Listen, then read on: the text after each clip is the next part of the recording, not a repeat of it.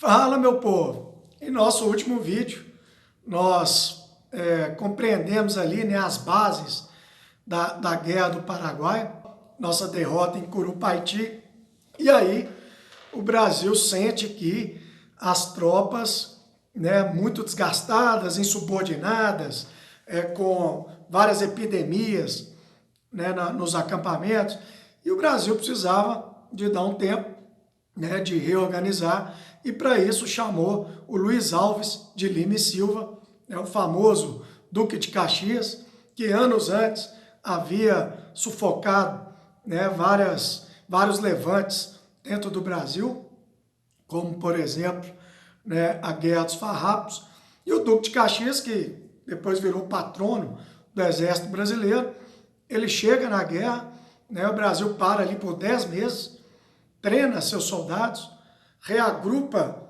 todo mundo, né? Cura as epidemias, era muito insalubre, né? Os acampamentos. Nesse meio tempo, a Argentina, ó, vazou, né, do conflito, abandonou a guerra depois da surra de Curupaiti, e aí virou uma guerra pessoal entre Solano Lopes e Dom Pedro II.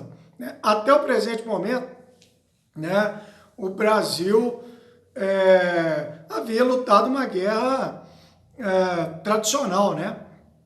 O Brasil, quando você vai para uma guerra, você vai para matar e para morrer. E até esse momento, nada a declarar em relação a nenhum tipo de massacre e tal.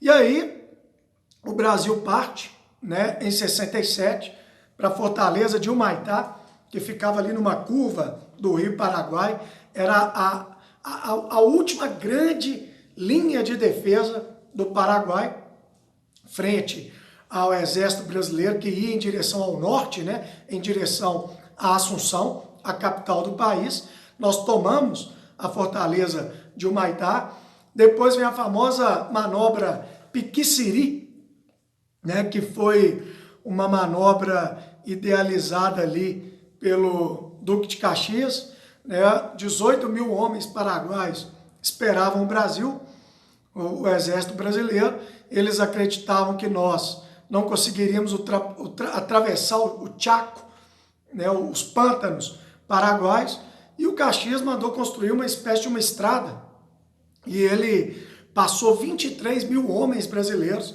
por essa estrada, né, em meio ao pântano, e nós pegamos as tropas paraguaias pela sua retaguarda.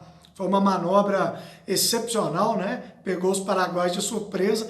Inclusive o Duque de Caxias, ele mandou trazer balões, né, de onde ele subia, e ele podia ver o terreno por onde seriam os combates e bolar melhores estratégias. Ele foi um gênio militar nesse sentido. E aí depois veio a dezembrada, né, já em 1868, e aí o Brasil ele vence as batalhas de Itororó, Avaí, Lomas Valentinas e até a redição de Angostura, e aí praticamente a guerra já havia se decidido, né? Em 1º de janeiro de 69, nós entramos em Assunção e liquidamos a cidade, e aí é o tal negócio, né? Nós estamos chegando num ponto, né, de inflexão, né? Nós estamos chegando num ponto de começarmos a raciocinar, né? O objetivo de uma guerra é você dominar o rival, né? E a partir do momento em que o Brasil entrou em Assunção, nós tínhamos o domínio completo do Paraguai. Então, na minha visão e na do próprio Duque de Caxias, a guerra estava encerrada. Vitória brasileira, fim de papo, né? Tanto é que o Duque de Caxias falou para o Dom Pedro: ó, Dom Pedro, a guerra está encerrada, minha parte eu já fiz, né? Peguei um exército completamente desorientado, né? Em 10 meses eu treinei, chegamos a Assunção e a guerra está, a meu ver, definida. E eu acho que se o Brasil tivesse parado por aí, né, estaria de bom tamanho. Mas o Dom Pedro II, ele levou a questão para o lado pessoal, né, e ele exigia a morte ou a prisão do Solano Lopes, que havia fugido para o norte, né, de Assunção. Ele havia caminhado para dentro, né, do território paraguaio. Caxias pede para sair, né, alegando ali problemas de saúde. Eu acredito que ele tenha pedido para sair porque a guerra já havia sido resolvida. O Solano Lopes ele foge com um exército de 5.000 homens. Na verdade, a maioria deles eram crianças de 12 anos de idade, idosos, né, feridos de guerra,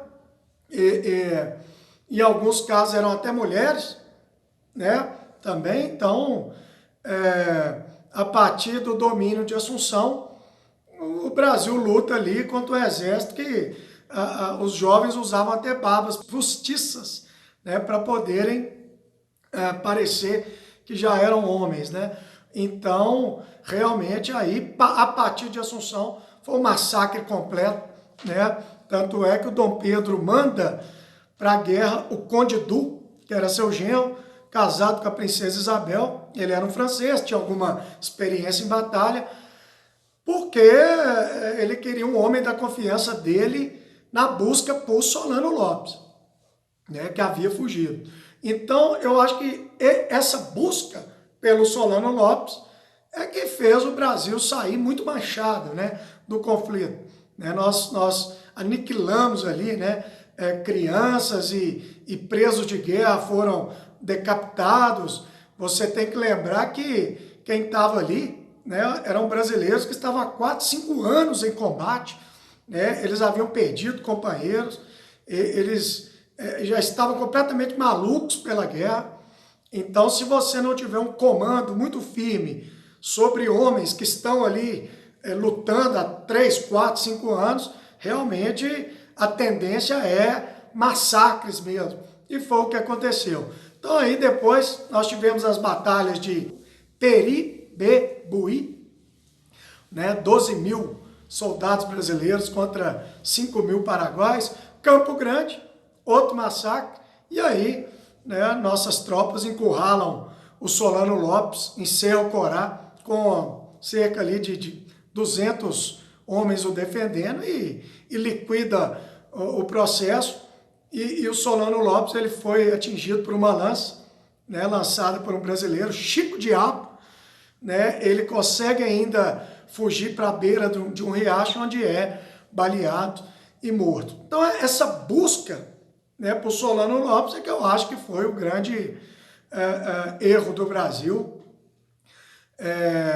e que gerou toda essa coisa ruim, né, de que o Brasil destruiu o Paraguai e tal, aniquilou o Paraguai e tal, o que é uma verdade, mas é uma verdade em termos, né? O Paraguai, ele é que invadiu o Brasil, ele começou o conflito, e depois realmente o Brasil passou do ponto ali e matou jovens, crianças, né? Saqueou.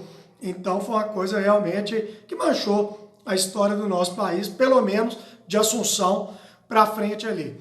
E o saldo foi uma derrota para todo mundo. Eu acredito que ninguém ganhou. O Paraguai teve sua população diminuída de 500 para 200.000 pessoas. 60% da população do país acabou. Eu nunca vi em outra guerra, né, um número tão grosseiro assim de diminuição populacional. Né? O Paraguai perdeu pedaços do seu território que foram absorvidos ali por Argentina e Brasil. É um país que depois várias pessoas morreram de fome, de doenças. Era um país que praticamente não tinha homens adultos.